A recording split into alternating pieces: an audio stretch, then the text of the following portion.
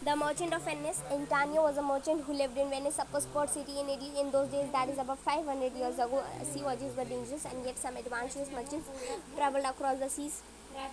Some others spent a lot of money in sending ships to faraway countries. These ships brought back spices and other treasures from India and other countries. The merchants sold these things in Europe. They made a lot of profit in this business. At that time, when the story begins, Antonio was waiting for ships to return with merchandise. He had put almost all his money in the ships. Antonio was a kind man. He had many good friends, but his best friend was Bassiano. Bassiano was a young man and handsome nobleman, but unfortunately he had no money. Bassiano wanted to marry Pota. Pota was a beautiful and intelligent. She was only daughter of a very wealthy man. Her father had died, leaving her a large estate in this, while Pota's father had written how Pota's husband should be selected. He had set a test for suitors. They had to choose between three castes, one of gold, one of silver, and one of lead. Each caste had something written on it. On the gold caste, it was written, "Whoever chooses me shall gain what many men desire." On the silver caste, "Whoever chooses me shall get as much as he desires." On the caste of lead, "Whoever chooses me must give and hard is all he has." One of the Pota suitor was the Prince of Macro. He chose the gold caste, but he opened the caste. The message inside said that it was not the right caste. All the glitter is not gold. Other suitors, the Prince of Aragon, chose the silver caste, but that was too not the right caste. Bassiano wanted to try his luck with the caste, so to do that, he had to travel to Belmet, where Pota lived on her estate. He needed money for that. When Antonio came to know that, he wanted to help. He told Bassiano to borrow money in Antonio's name. They went to Shylock, the Welsh moneylender, and asked him for the money. Shylock had a lot of money, but he was not at all generous. Money was all that he cared for. He was not like Antonio, because Antonio sometimes lent money without charging any interest for it.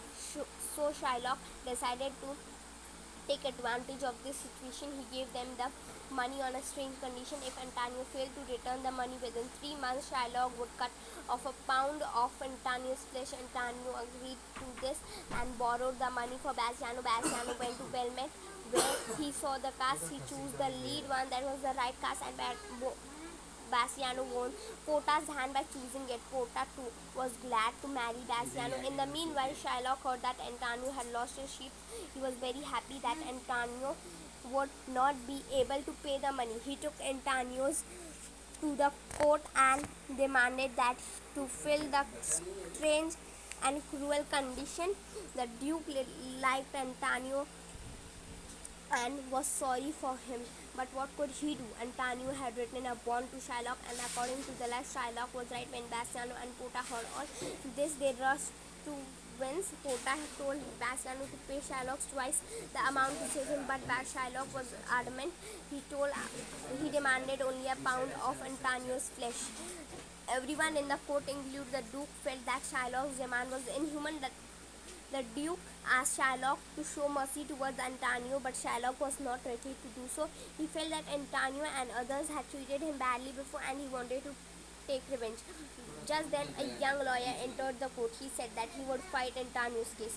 He asked Antonio whether he had agreed with Shylock's condition. Antonio said that he had agreed. Then the young lawyer requested Shylock to show mercy towards the law was on Shylock's side. The lawyer pleaded that mercy is a quality of God Himself. When a person shows mercy to someone else, they both are blessed. Mercy was more valuable than a king's crown, but all this had no effect on Shylock. The young lawyer then said that the law allowed Shylock to take a pound of flesh, and that he could do. At the same time, the lawyer warned that while cutting off the flesh, Shylock would not shed even one drop of Antonio's blood. Also, he should cut exactly 1 pound of flesh, nothing else, nothing more. That would not be allowed by the law.